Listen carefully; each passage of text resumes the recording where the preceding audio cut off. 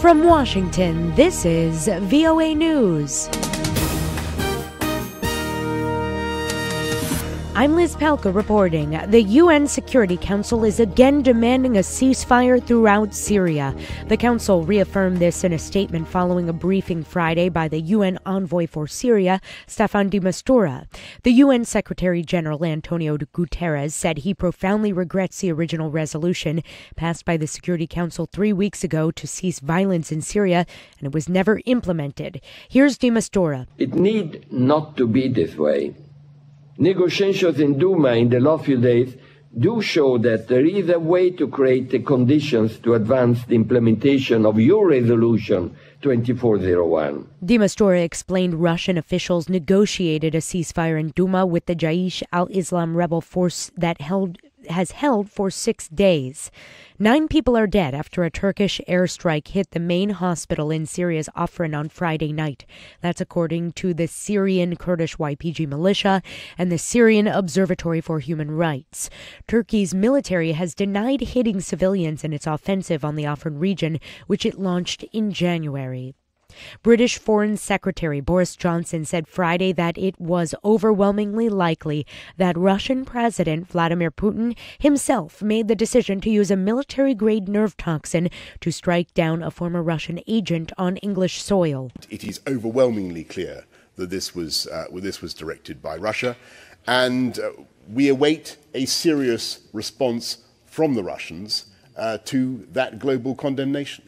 Johnson said Britain had nothing against Russians themselves, and there was to be no Russophobia as a result of what was happening. More on voanews.com. This is VOA News. 2 Israeli soldiers were killed and 2 others wounded in Friday's Palestinian car ramming attack in the occupied West Bank, that according to a military statement.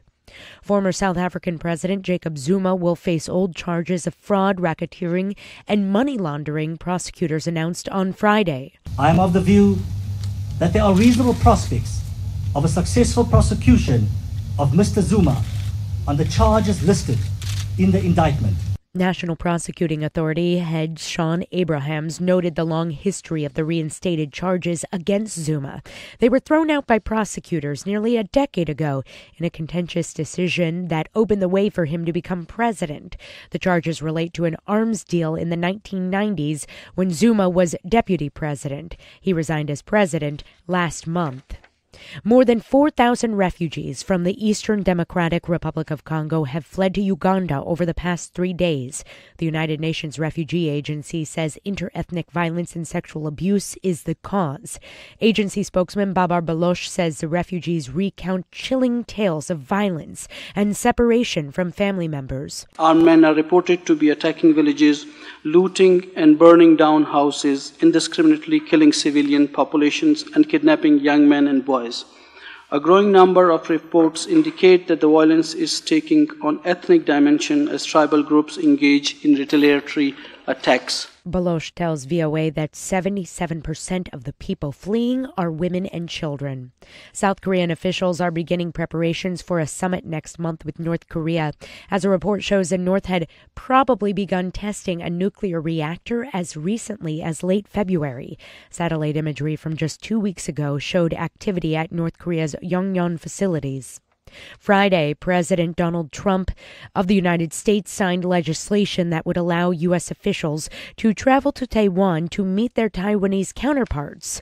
It's a move certain to anger China, which views Taiwan as a wayward province.